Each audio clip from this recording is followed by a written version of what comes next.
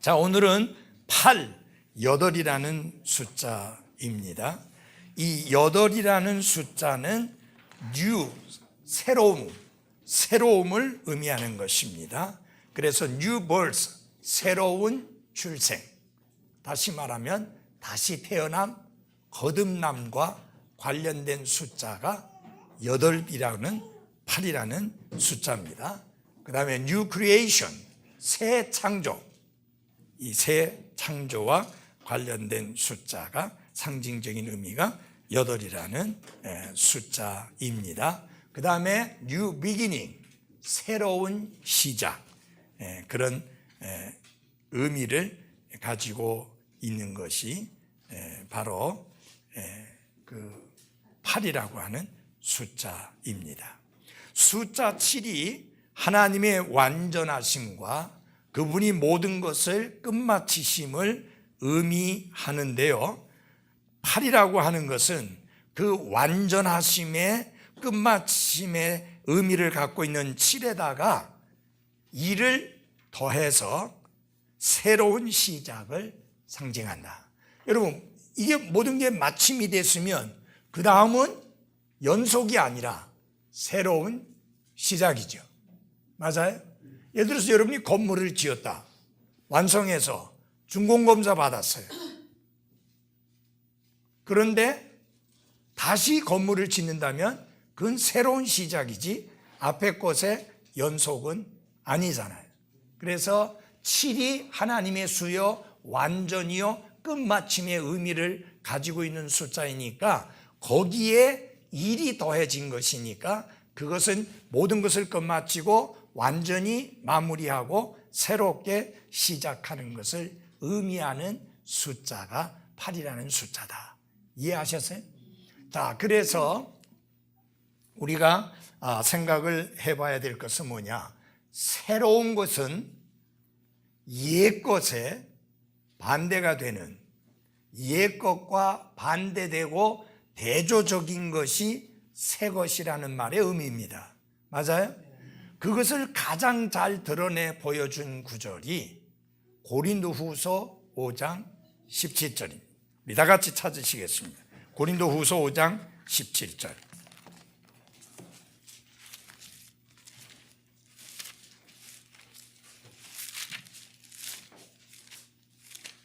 같이 우리 한 목소리로 한번 읽어보겠습니다. 고린도후서 5장 17절 시작. 그럼즉 누구든지 그리스도 안에 있으면 새로운 창조. 다시 왜 이렇게 잘 안 맞았어요? 다시 한번 5장 17절 내가 틀렸죠? 시작. 그런즉 누구든지 그리스도 안에 있으면 그는 새로운 창조물이라. 옛 것들은 지나갔으니 보라 모든 것이 새롭게 되었도다. 아멘. 그 옛 것들이 지나가야 모든 것이 새로워지는 게 가능합니다. 새로운 창조물이라고 하는 말은 무슨 말이냐? 옛 것들은 사라지고 모든 것들이 새로워졌다고 하는 의미인데 바로 8이라는 숫자가 옛 것들과 정반대인 새 것을 의미하는 그런 의미를 가지고 있는 게 8이라고 하는 숫자다. 그래서 8이라고 하는 숫자는 새로운 시작을 의미한다고 하는 것입니다. 그래서 우리가 요일을 봐도 마찬가지잖아요. 여러분, 사람의 숫자는 10인데 우리 사람들이 계산하는 숫자는 전부 다 십진법에 의해서 합니다. 하나, 둘, 셋, 넷, 다섯, 여섯, 일곱, 여덟, 아홉, 열 하고 그 다음에 11 시작돼요. 하나님의 계산법은 7이에요. 그래서 7이 끝나고 나면 그 다음에 다시 8이 되잖아요. 그러니까 일, 월, 화, 수, 목, 금, 토, 그 다음에 다시 1.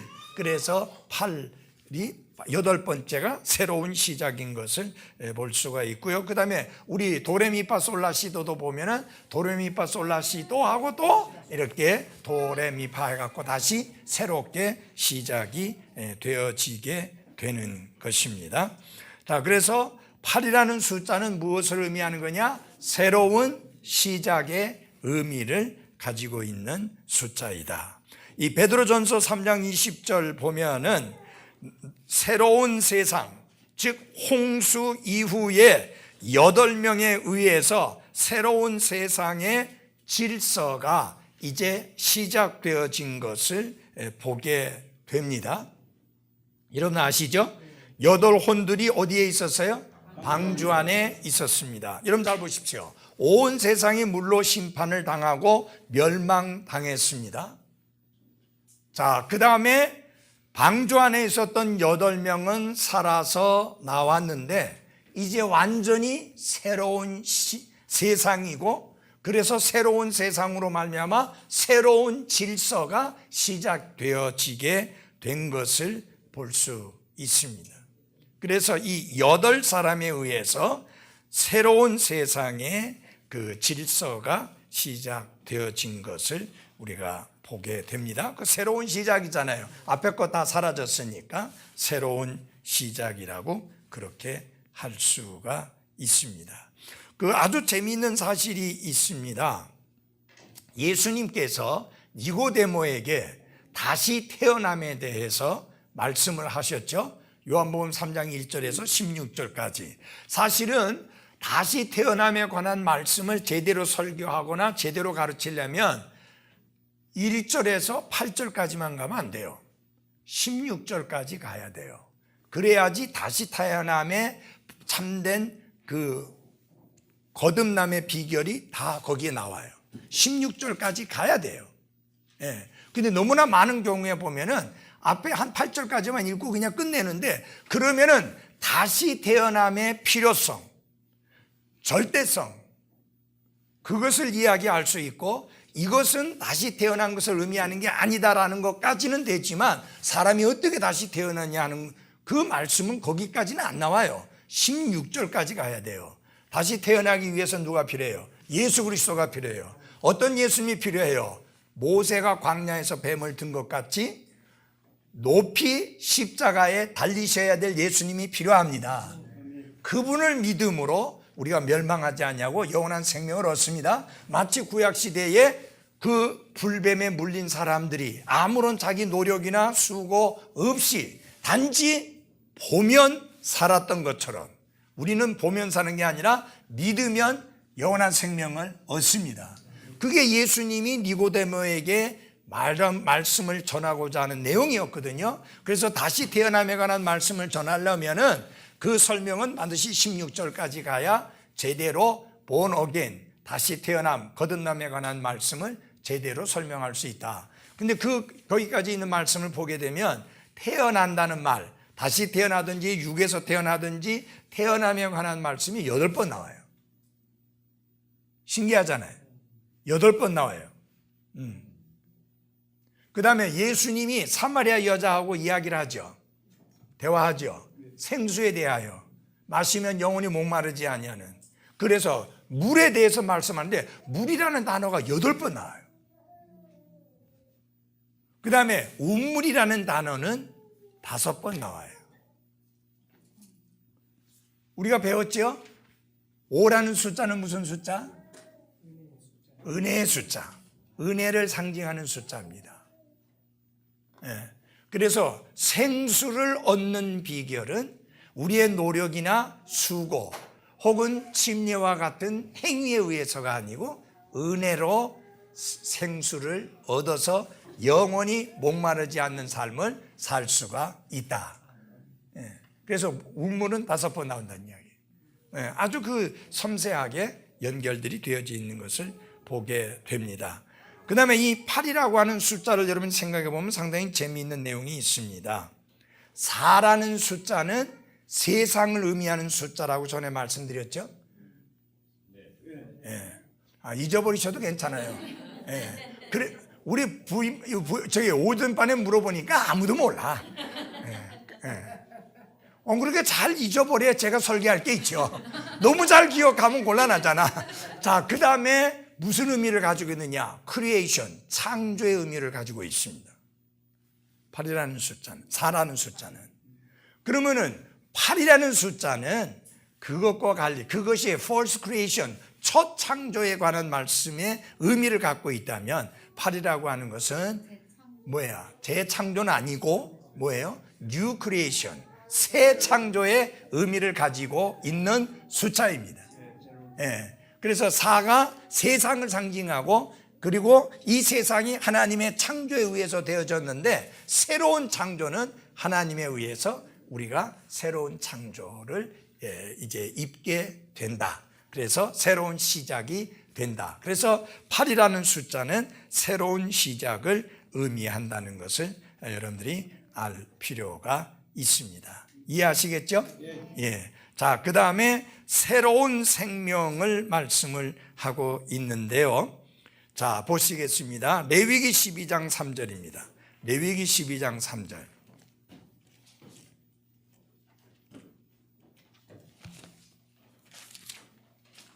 레위기 12장 3절입니다.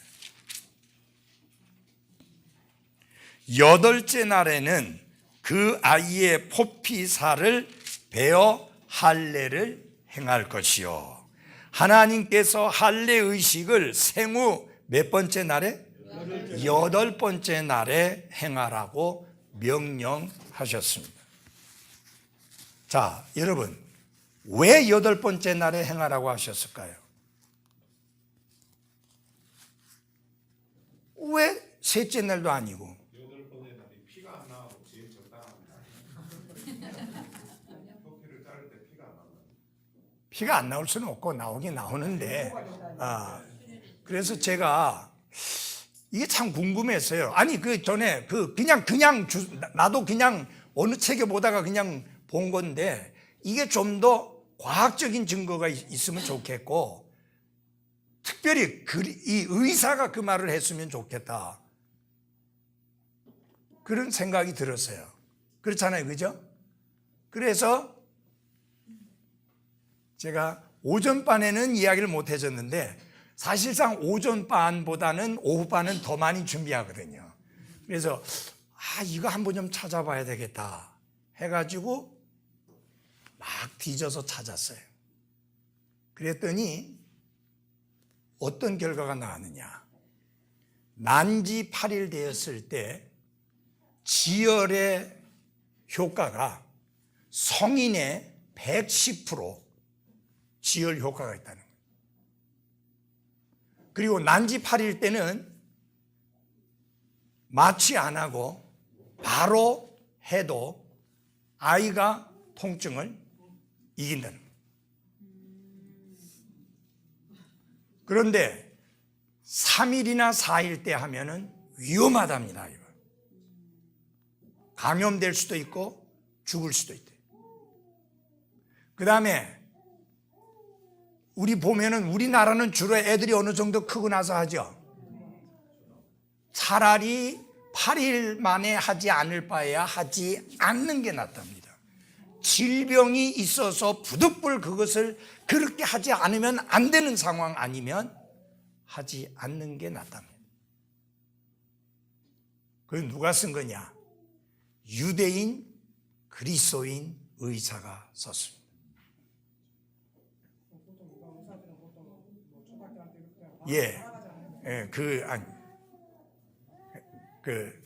그리고 오늘 이야기를 들었는데 노화를 3주 만에 했는데 의사가 진통제도 안 넣고 그냥 3주면 21일? 예. 그런데 난지 3개월 만에 했더니 애가 죽으라고 우는데 그 통증도 일주일이 갔다는 거예요. 근데 한 달 안에 하면 그 통증이 3일밖에 안 가는 거예요. 그 다음에 8일 만에 하면 아이가 잠깐 엥 하고 울면 끝나는 거예요.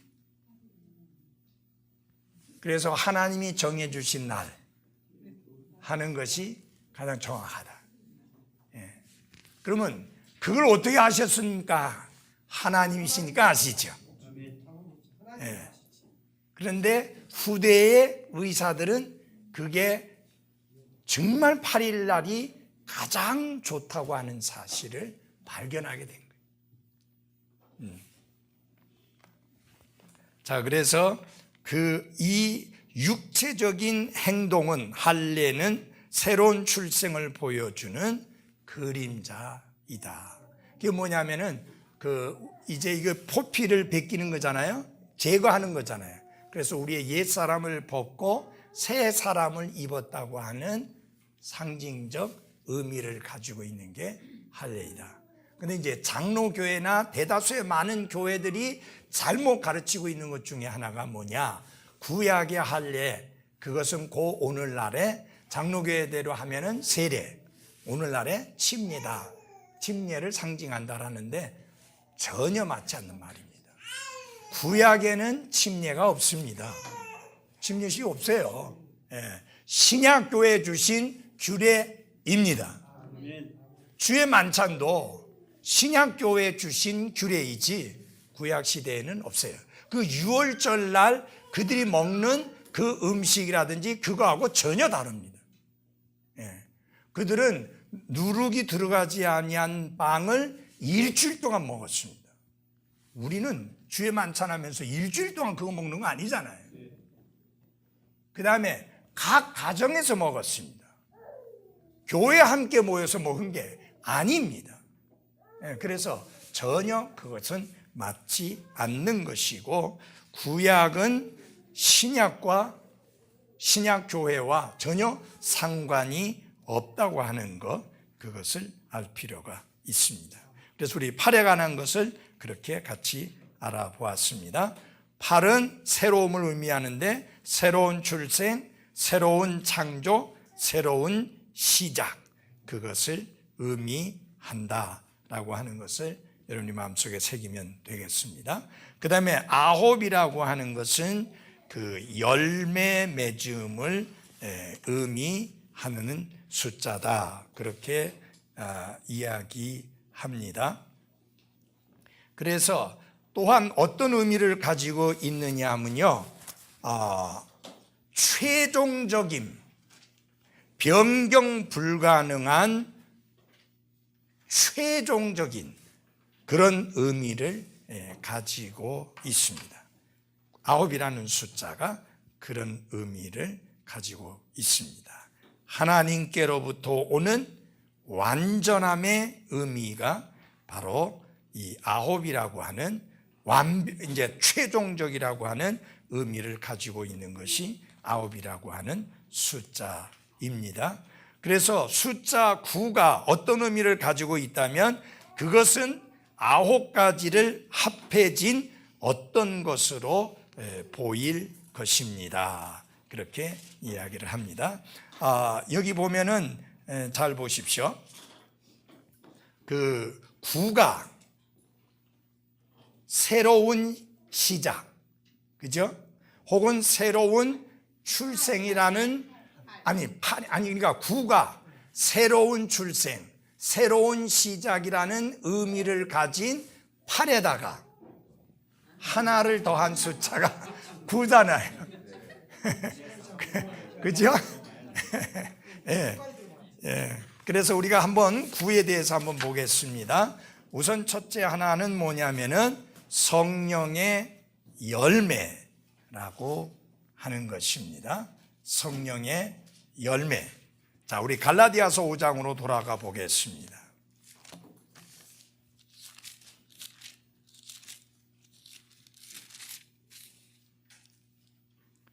갈라디아서 5장. 우선 거기 보면은 5장 19절을 보면 이제 육신의 행위들은 명백하니 이것들이라 하면서 거기 여러 가지가 나옵니다. 근데 거기서 보면 육신의 행위들이라 했습니다. 그런데 22절에 보면 다릅니다. 그러나 성령의 뭐예요? 열매는 해서 복수가 아니고 단수입니다. 위에는 행위들이라고 했고 밑에는 열매는 해서 단수로서 이야기를 했습니다. 그것을 조금 이따 설명을 해 드리겠는데요. 우선 우리가 좀 생각을 해봐야 될 것이 무엇이냐면은 열매와 행위들은 전혀 다르다고 하는 사실, 아주 대조적이고 전혀 반대가 된다는 사실을 우리는 생각해 볼 필요가 있습니다. 한번 보십시오.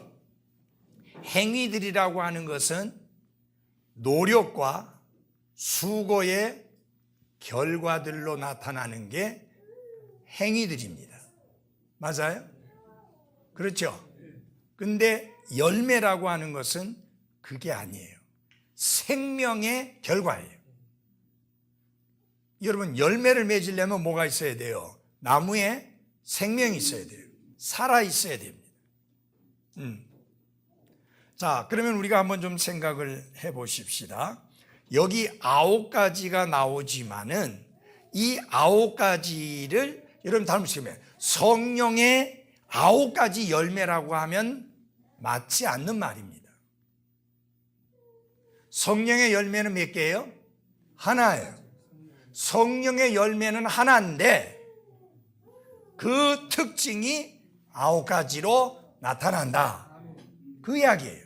9가지 특색을 지니고 있다.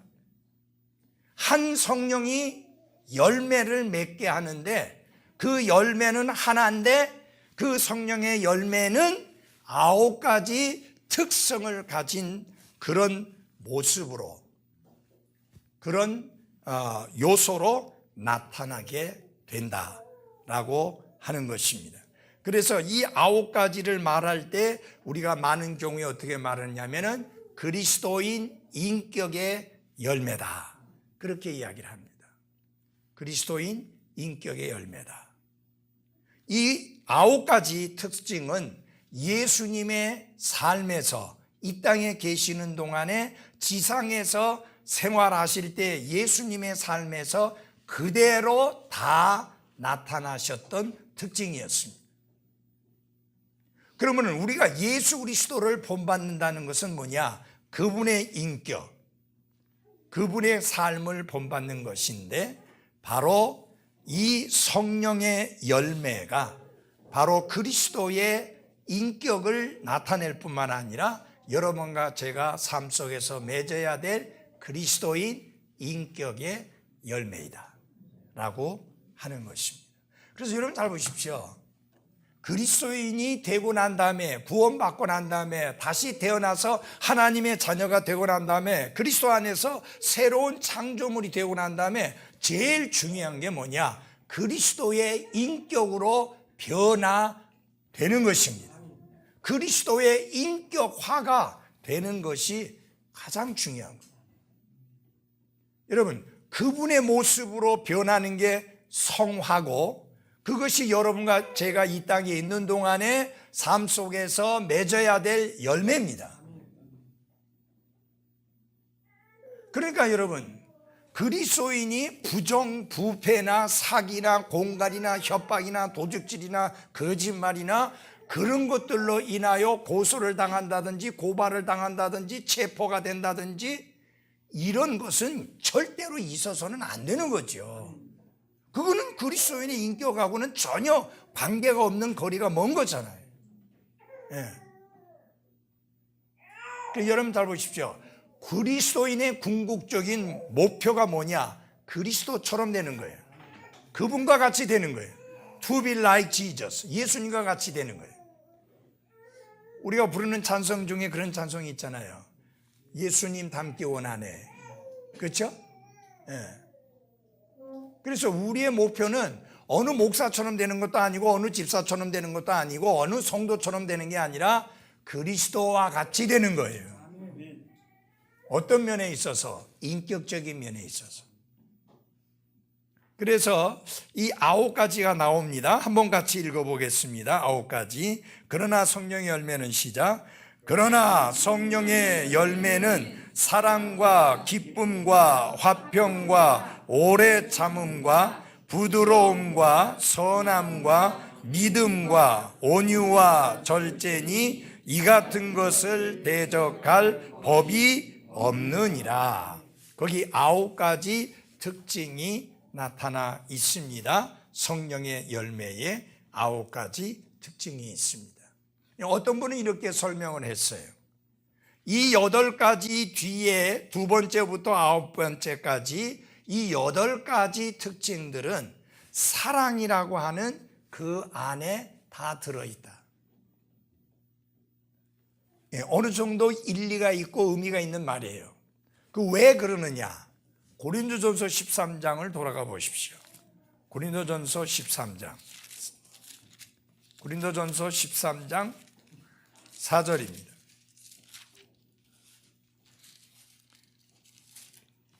한번 같이 봐 주십시오.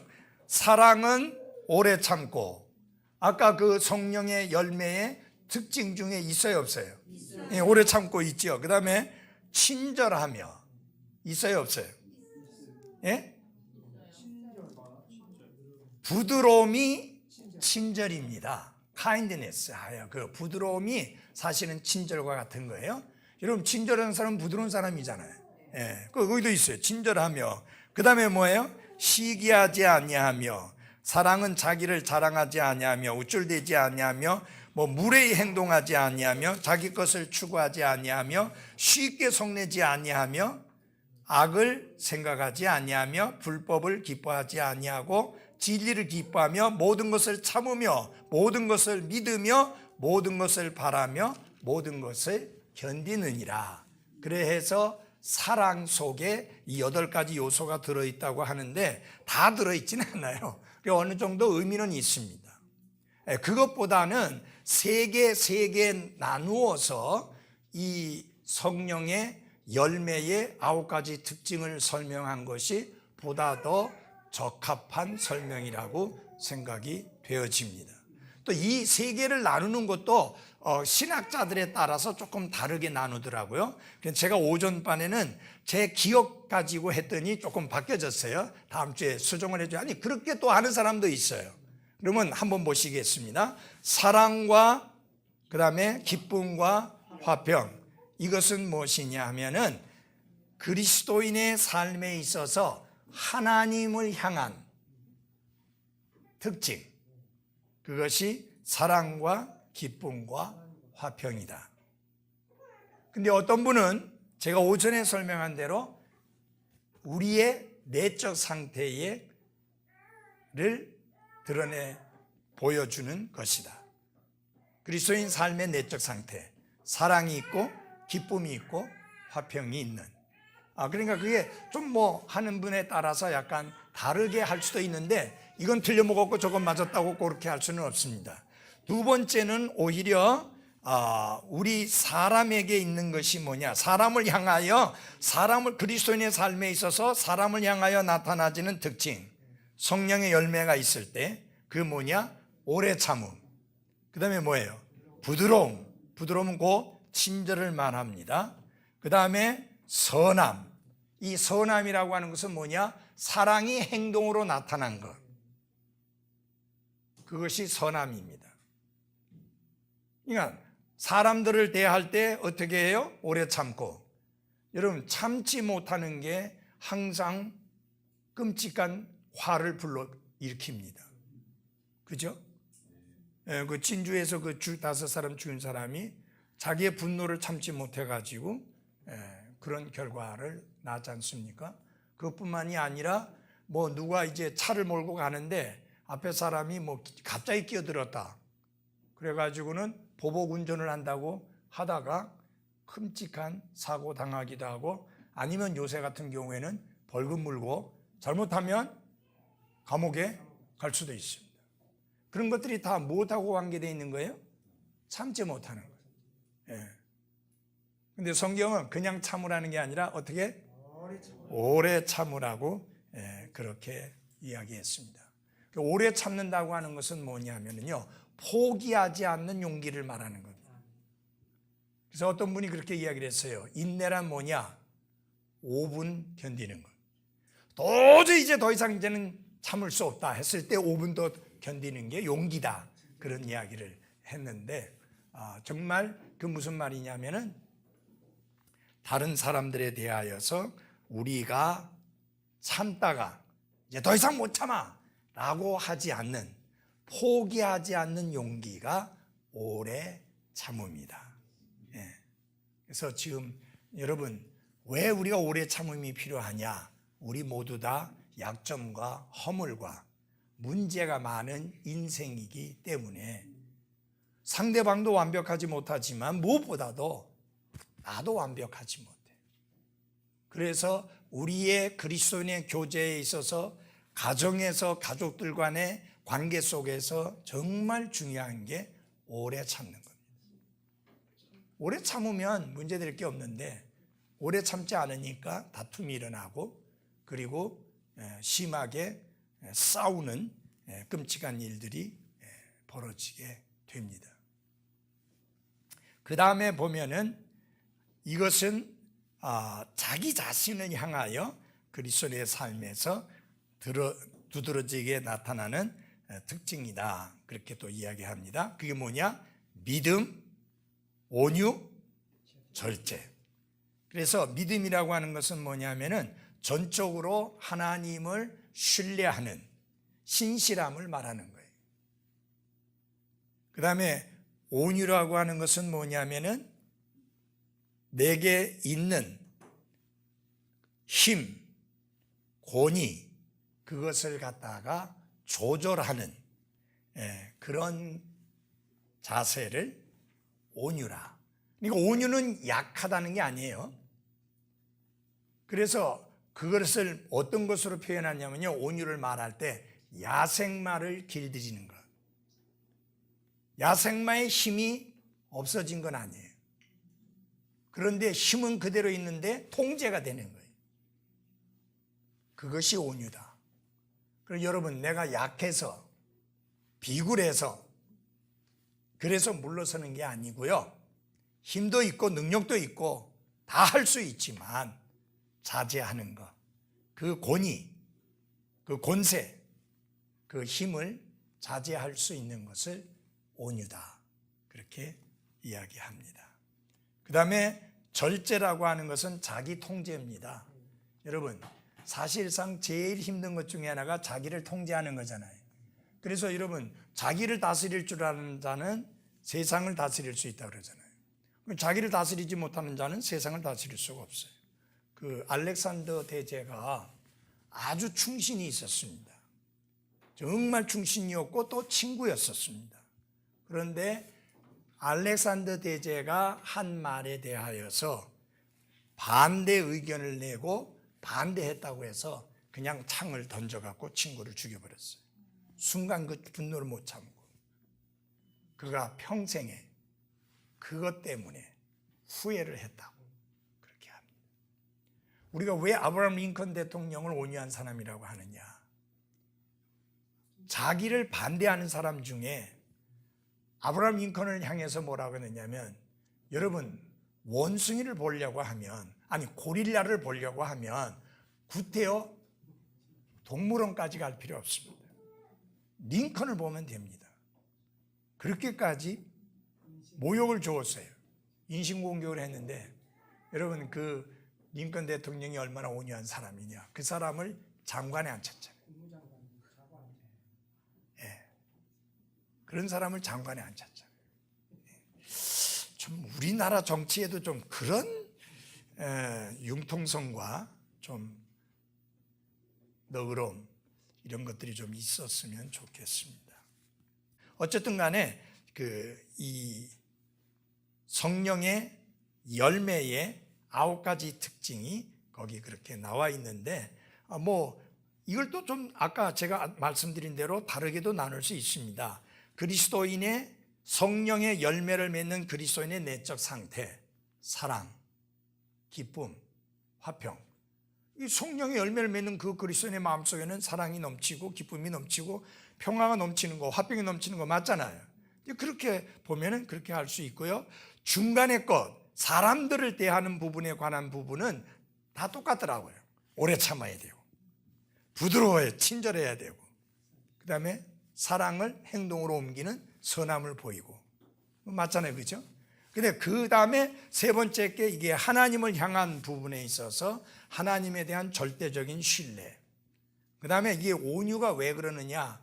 거칠고 험하게 하나님 앞에 불평하고 원망하고 이런 분들이 많이 있잖아요. 성령의 열매를 맺는 사람들은 그게 아니라 오히려 하나님께 감사하는 그런 모습을 가지고 있고, 그 다음에 내 삶의 주인이 하나님이시니까 내 생각대로 내 뜻대로 하는 것이 아니라 하나님 앞에서 절제된 삶을 살아가는 것, 그렇게 보면 또 하나님을 향한 특징이라고도 할 수가 있습니다. 그래서 딱히 요것만 옳고 저건 틀렸다라고 그렇게 말할 수는 없는 부분이다 라고 말씀을 드릴 수 있습니다. 이해가 갑니까?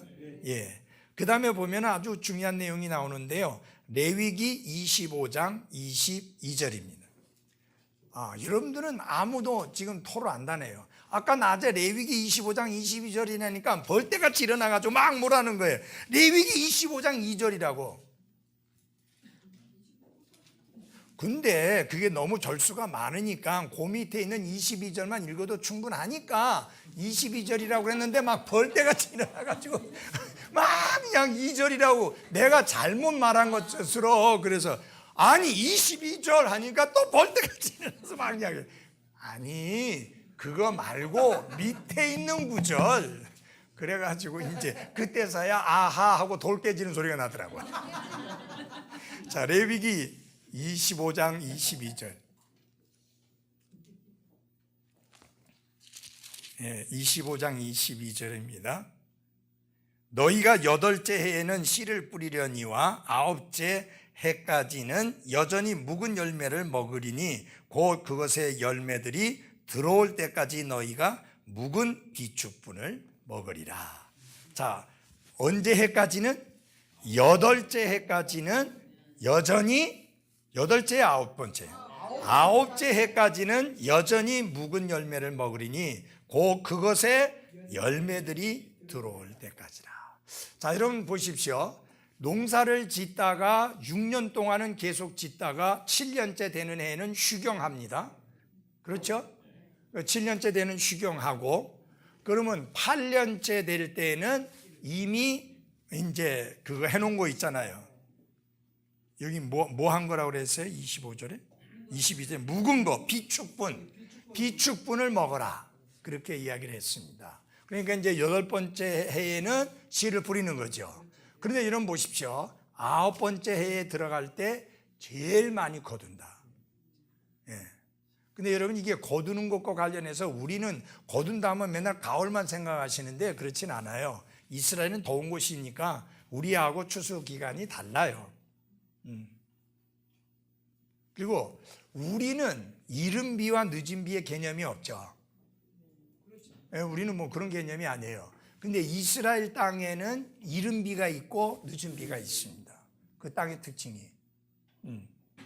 그러니까 이것을 이해하려고 하면은 이런 농경 관련해서 이해를 하시려고 하면 우리나라 농사를 이제 그 기반으로 이해를 하시면 안 되고 이스라엘의 농사 그것을 기반으로 해서 이해를 하셔야만 맞습니다. 이해가 됩니까? 예, 예를 들어서 그 하루를 할 때 저녁이 되고 아침이 되니 이는 첫째 날이니라 했잖아요. 그러니까 9번째 해 할 때도 내나 마찬가지죠. 예, 추수가 9번째 해 초반에 거둬들인 열매를 거둬들이는 것일 수 있는 거잖아요. 근데 어쨌든 그때가 최고로 많이 열매를 맺는다. 한 해를 휴경했기 때문에. 근데 인간은 그걸 못 참아견대요. 아니 이거 한 해 쉬면 어쩌라고 해가지고 끝까지 농사를 짓죠. 휴경 안 해요. 그러니까 어떻게 돼요? 땅이 박해지잖아요. 그러니까 냅다 비료를 쏟아부어야 돼요. 그것도 좋은 비료 퇴비 말고 뭐로? 화학 비료를 쏟아붓는 거예요. 그러면 그 해를 우리 모두가 다 먹어야 되는 거예요. 예. 여러분 이 땅에서 나오는 거잖아요, 그죠? 근데 그 땅에다가 하나님이 본래 주신 흙 안에 들어있는 성분을 통해서 농사를 지으려고 하는 게 아니라 욕심 때문에 이제 화학 비료를 집어넣은 그것을 통해서 이렇게 되게 됐죠. 우리 그 작은 아들 녀석이 그 이제 자연드림 거기에 가서 모든 그 식자재를 거기 가서 사라고 해가지고 이제 거기서 이제 장을 보게 되는데 확실히 달라요. 상추를 샀는데 보통 이 마트에서 사면요 상추 일주일 가도 잘 살아 있어요. 근데 여기는 한 3일 지나면 막 시들시들해지고 아무리 타파웨어 통에 담아가지고 냉장고 안에 보관해도, 왜냐하면 아무 농약도 아무 비료도 안 줬기 때문에 힘이 없는 거예요. 그리고 과일도 오래 못 가. 예, 농약을 안 쳤으니까 쌩쌩하지가 않아요. 예, 힘이 없어요, 힘이. 그렇지만 깨끗한 거죠. 참외도 사는데 요만해. 우리 보통 참외 이게 마트에서 사면 이렇게 크잖아요. 요만해. 뭐 조금 큰 도마도만 해가지고 작아. 예. 그러니까 그렇지만 그것은 좋은 거잖아요. 왜냐하면 그게 나온 땅이 정상적인 땅이니까. 그래서 제가 그 유기농하고 그냥 한 거하고 무농약하고 뭐가 차이가 나냐 하니까, 유기농은 3년 동안 아무 농사도 안 지은 상태에서 비료를 전혀 안 주고 농약을 전혀 안 주고 키운 것을 유기농이라 하고, 무농약이라고 하는 것은 그런 과정 없이 좌우간 농약만 안 치고 키운 것을 무농약이라 하더라고요. 그러니까 결국은 하나님이 원하시는 농사 방법은 유기농이에요. 그러나 인간은 더 많은 수확을 거둬들이기 위해서 이제 머리를 쓰고 화학 제품들을 만들어내서 소위 말하면은 슈퍼 참외, 슈퍼 수박, 뭐 슈퍼 사과 이런 것들을 만들어내는 거죠. 이런 미국의 큰 수박 보면은 이 혼자 들기가 힘들 정도로 큰 것도 있어요. 엄청 크죠, 부목사님. 안 봤어? 엄청 크다. 이 무슨 이따만한 게. 그 다음에 그 펌킨 호박은 진짜 크더라. 진짜 커요, 호박. 예. 그렇게 안 커요. 유기농은 5천만 국민 식량을 해결 못하죠, 이제. 예, 그게 사실은 유기농이면, 그러니까 이제 결국은 사람이 많이 늘어나고, 근데 실제는 그렇습니다. 내가 볼 때 유기농이라도 충분한데 결국은 사람들이 이제 욕심을 많이 내고, 그 다음에 이게 결국은 그걸 통해서 이제 돈을 벌려고 하니까 재어놓고, 그 다음에 비싸면은 풀고, 여러분 그런 거 굉장히 많아요 지금. 사실은 정상적으로만 하면 우리 모두가 먹고 살기 별 큰 문제 없는데, 그렇게 욕심내는 사람들 때문에 더 그런 게 안 되죠. 예, 그렇지만 유기농으로 하면은 전에 같으면 여러 개 먹을 거 조금만 먹으면 되는데, 욕심이 안 그렇잖아요. 많이 먹으려 하고, 예, 큰 거 좋아하고, 그러니까 그런 문제들이 생기게 되는 거죠. 어쨌든 그 이스라엘 사람들에게 개념은 뭐냐면요, 땅은 하나님께 속했다. 그 땅의 주인은 하나님이다. 그러니까 땅의 주인이 하나님이니까 하나님이 시키는 대로 농사를 지어야 되는 거예요. 우리는 청직이니까. 그 이스라엘에게만 그걸 주셨어요. 왜냐하면 그들은 특별한 백성이고 선택된 백성이기 때문에 너희들은 다른 나라 백성들하고 다르다.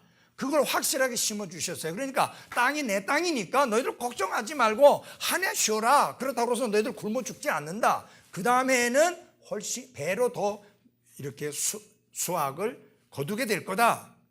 그렇게 이제 가르쳐 주셨는데, 이스라엘은 이교도들처럼 욕심을 내 가지고 그 말씀을 안 지킨 거죠. 여러분이 알다시피 그 이스라엘은 이제 하나님의 것이기 때문에 이 땅이 절대로 이교도들에게 넘어가지 못하도록 친족이 나서서 대신 갚아주고 그 땅을 되찾아오는 그런 제도가 있잖아요. 다른 어느 나라에도 없잖아요. 예. 그게 왜 땅에 대해서 친족 구속자 개념이 있느냐? 땅은 하나님께 속한 것이고 하나님의 것이라는 개념 때문에 그렇습니다. 그래서 엄밀히 따지면 그 이스라엘은 사실상 소유권이 없다고 봐야 돼요. 소유권은 하나님이 가지고 계신 것이죠. 그렇기 때문에 그 땅에 이스라엘이 이제 소작인처럼 농사를 짓는데, 너희들은 내 말대로 해라. 6년 동안 열심히 농사를 짓고 7년째 되는 때는 그 땅을 쉬게 해서 휴경해라. 그렇게 이제 말씀했는데 이스라엘이 그 말씀을 안 들었잖아요. 그러니까 하나님이 그 땅에서 농사 못 짓게 쫓아버렸잖아요. 70년 동안 농사 못 지었잖아요. 왜냐하면 안식년을 70번 어겼기 때문에 70년 동안 이 농사 못 짓고 바빌론에 포로로 잡혀가서 그 땅에 거하지 못했잖아요.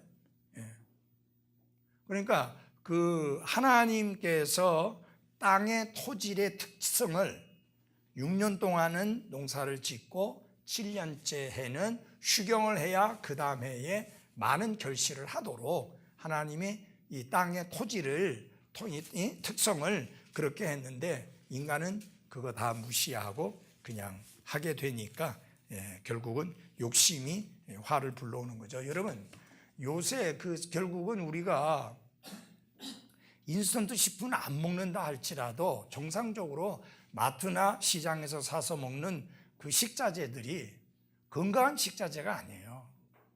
정말.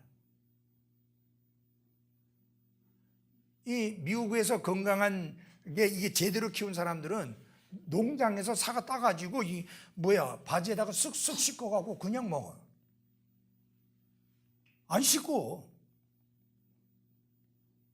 그냥 겉에 묻어있는 먼지나 털어가고 그냥 난 그렇게 갖고 주는 바람에 나는 그냥 나는 못해요. 한국에서가 그게 아니라 난 사과를 그냥 하나 우쩍우쩍 씹어 먹을 줄 모르거든요. 그래서 이제 칼을 좀 빌려달라고 그랬어요. 농장에서 이제 사과를 샀는데 먹으려니까 칼 좀 빌려달라니까 안 빌려주더라고요. 왜냐하면 그걸 무기로 해서 공격할 수도 있기 때문에. 우리는 뭐 그냥 빌려주잖아요. 미국은 그런 나라가 아니에요. 안 빌려주더라고. 아무리 설명을 좋게 해도 안 빌려주더라고. 그래서 결국은 거기서 못 먹고 나중에 구해가지고 그래서 한 적이 있어요. 근데 그 사람 그냥 이래갖고는 그냥 막 먹더라니까요. 여러분 우리 그 사과 농장에 가가지고 그래 못 먹잖아요. 여러분 보이잖아요. 허연 농약 그거 어마어마하게 묻어 있는 거. 예? 우리 교회 마당에 있는 감도 야간 치면 벌레 들어. 예, 우리 감도 김한무 집사님이 얼마나 열심히 그 농약 치는데. 안 치면 벌레 때문에 안 돼요. 안 돼. 우리 어렸을 때는 시골에서 그런 식으로 먹었어요. 예, 그렇죠. 그때는. 안 씻고 바로 먹었어요. 그렇죠. 예. 아니 옛날에 그거 뭐 한다고 합니까? 살이 한다고 그러지. 남의 우리는 이제 배 말고 참외밭, 오이밭, 그다음에 가지밭. 예, 그때는 다 그냥 물에 가서 씻은 게 아니라 그냥 옷에다가 씩씩 비벼가지고 그냥 먹었잖아요. 예, 그 자리에서 먹었죠. 씻을 거 어디 있어요, 예. 근데 지금은 안 그렇잖아요. 그럼 여러분 잘 보십시오. 사실상 전에는 전혀 없었던 많은 질병들이 생기는 원인 중에 하나가 우리가 심은 걸 거두는 거예요. 그러면 지금 자연치유요법을 한다는 게 뭐냐? 좋은 먹거리를 드시라는 거지. 그래서 그 대체요법 거기에 이제 이야기를 하는데 그럼 대체요법 어떻게 하느냐고 우리 부목사님 가서 물었는데 딴 게 아니에요. 좋은 먹거리 먹는 거, 적당하게 운동하는 거, 무리 안 가게 적당하게 운동하는 거, 그 다음에 스트레스 안 받는 거. 그건 나도 하겠더라고. 예. 근데 그게 쉽지 않다 그 이야기예요. 왜냐하면 좋은 먹거리들이 잘 없다는 이야기예요. 그리고 좋은 먹거리를 먹으려면 너무 비싼 거예요. 그런데 제가 환자혁명이라는 책을 이제 다 읽었는데 그 사람이 그 이야기를 하더라고요. 자기 아이들은 지금 제법 컸는데 초등학교 다니고 이렇게 중학교 다니고 그러는데 그때까지 한 번도 항생제 먹은 적이 없대요. 항생제 주사 맞아본 적이 없대요. 그리고 예방주사 한 번도 놔본 적이 없어요. 그래서 법적으로 안 맞으면 걸리는 그것만 놔주는 거예요. 안 맞으면 걸리는 것도 있어요. 위법. 왜냐하면 당신 아이 때문에 다른 아이들이 전염된다 해가지고 안 맞으면 법적으로 걸리는 게 있대요. 그런 것만 맞히고. 근데 그 사람 이야기가 뭐냐면은 수십만 원 혹은 100만 원 이상 들여가지고 건강검진은 꼬박꼬박 받으면서 좋은 먹거리 먹으라 하면 비싸다고 그러면서 안 사 먹는데 그 건강검진 받는 게 그렇게 비싸게 들여서 받을 필요 없다는 거죠. 차라리 그 돈 가지고 좋은 먹거리를 사 먹어라. 그 사람 주장은 그거예요. 그 사람 주장은 암은 절대로 낫지 않는다는 거예요. 암은 고쳐지지 않는다는 거예요. 활동을 중단해서 그냥 그래 같이 가는 거나 그런 것이지 절대로 암은 낫는 게 아니라 고치지 못한다. 암을 고쳤다는 말 그건 안 맞는 말이래요. 그러니까 결국은 그것이 활동을 안 하기 때문에 그냥 지나가는 거죠. 그래서 여러분과 제가 지금 생각해 볼 수 있는 것은 마찬가지예요. 영적인 암에 안 걸리려면 좋은 먹거리를 먹어야 돼. 좋은 먹거리는 하나님의 말씀에 순수한 그 젖을 먹어야 돼. 잡다하게 여러 가지가 들어간 거 말고. 요새들 보니까 뭐가 뭐냐면 유튜브, 인터넷 통해서 오만 잡다한 설교를 다 듣다 보니까 이놈은 짬뽕이 돼가지고 그냥 잡탕이 돼가지고 그냥 아주 이 순수한 하나님의 말씀이 파고 들어갈 자리가 없어요. 정말 요새 감사한 것 중에 하나가 이 해운대에서 오는 세 사람들이 너무너무 순수해 사람들이. 그러니까 진짜 순수해. 하나님 말씀을 던지면 그냥 그대로 그냥 그 스펀지처럼 퍽퍽 들어가는 거예요. 그리고 뭐 바로 고쳐 그 자리에서 바로 고쳐. 뭐 예를 들어서 은혜 많이 받았습니다 했는데 그게 아니고요. 이제 그러니까 뭐 바로 그냥 복이 됐습니다. 감동이 됐습니다. 네? 축복이 됐습니다. 그렇게 하는 거라니까 바로 그렇게. 그럴 때는 어떻게 해야 되면 목사님 물어본 거야. 이거 안 한다 그러니까 그럼 어떻게 해야 됩니까? 그러니까 목사님 설명해 주시면 아니요 바로 고치겠습니다. 바로 고치더라. 그 자서. 그러니까 그게 지금 순수해야 되잖아요. 그래서 여러분이 그 하나님이 말씀이 순수하죠. 성경에 보면 하나님 말씀이 순수하다 했어요. 그것처럼 그 순수한 말씀을 믿는 우리도 순수해야 돼요. 이 복잡하면 안 돼요. 복잡하다는 건 뭐냐? 잡다한 것들이 너무 많이 들어왔다는 이야기입니다. 그렇게 하지 않도록 순수해야 돼. 순수한 말씀의 젖을 먹어야 됩니다. 이 9개의 복이라고 여러분 이제까지 들을 때 늘 맨날 들은 게 뭐예요? 팔복이잖아요. 제가 가지고 있는 책 중에 팔복에 관한 설교집이나 강의한 거나 관련된 책이 여러 권 있는데 전부 팔복이지 구복 쓴 사람이 하나도 없어요. 나도 처음 봐. 근데 이 사람이 9개의 복, 구복을 이야기했는데 성경을 제가 쭉 찾아보니까 구복이 맞아요. 그때까지 읽고 맞아요. 목사님 요한복음 3장 16장 읽어야 되는데 그게 맞는 게 우리 한번 보겠습니다. 5장 3절 마태복음 5장으로 돌아가겠습니다. 이게 자주 제가 말씀드리죠. 핵심적인 내용은 항상 영어는 앞에 나온다. 우리는 항상 뒤에 나온다. 그 이야기 드렸죠? 그러니까 이게 핵심적인 내용이 앞에 나오는데 그게 뭐냐? 블레스드라는 말이에요. 복이 있을지어다. 먼저 복이 있을지어다를 주님이 선언하고 난 다음에 누구에게 그런 복이 있느냐라는 것을 이제 뒤에 설명을 합니다. 영어의 순서는 그래요. 그래서 뭐 시편 1편도 마찬가지예요. 우리는 그 복 있는 사람은 복 있는 사람이 먼저 나오나요? 아니, 그거는 개혁성경에 복 있는 사람이 먼저 나오는데 개혁성경이 그렇고 킹잼 성경은 그렇지 않아요. 김쟁 성경 뭐라고 나오냐면 경건치 아니한 자들의 계획대로 걷지 아니하고 악인들의 길에 서지 아니하며 조롱하는 자들의 자리에 앉지 아니하는 사람은 뭐하다? 복이 있다. 그러니까 복이 있다는 말이 핵심인데 그게 맨 끝에 가 있잖아요. 영어는 맨 앞에 나와 있어요. blessed 해가지고 제일 앞에 나와 있어요.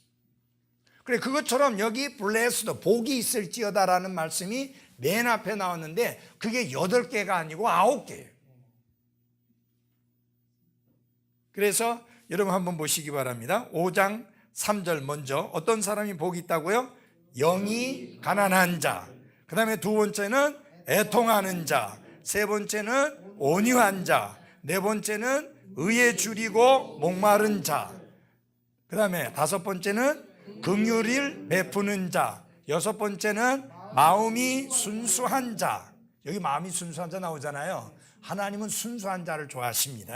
그 다음에 일곱 번째 화평케 하는 자, 여덟 번째 의로 인하여 핍박받는 자, 그 다음에 아홉 번째가 그거예요. 나로 인해 사람들이 너희를 욕하고 핍박하며 너희를 대적하여 거짓으로 온갖 종류의 악한 것을 말할 때 너희에게 뭐예요? 복이 있다. 근데 여기는 그 이제 조금 위에 거하고 다르게 뭐뭐한 자는 복이 있나니, 뭐뭐한 자는 복이 있나니 했잖아요.